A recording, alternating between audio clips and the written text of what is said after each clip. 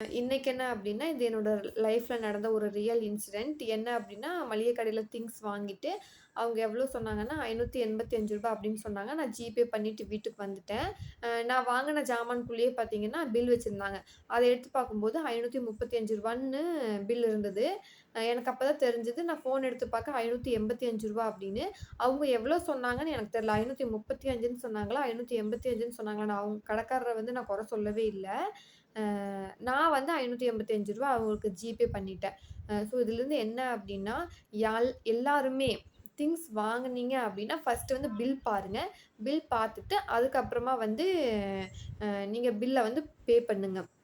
ஏன்னா காதுல வந்து நம்மளுக்கு எப்படி கேட்கும் அப்படின்னு தெரியும். அவங்க கரெக்ட்டா கூட சொல்லியிருந்திருக்கலாம். அத நம்மளுக்கு தப்பா கேட்டிருந்திருக்கலாம். ஸோ இது என்ன அப்டின்னா, ஒரு அவேர்னஸ் வீடியோ தான். அ என்ன வாங்குனீங்கனாலும் ஃபர்ஸ்ட்டு பில்ல பார்த்துட்டு, அதுக்கப்புறமா நீங்க அமௌண்ட் பே பண்ணுங்க.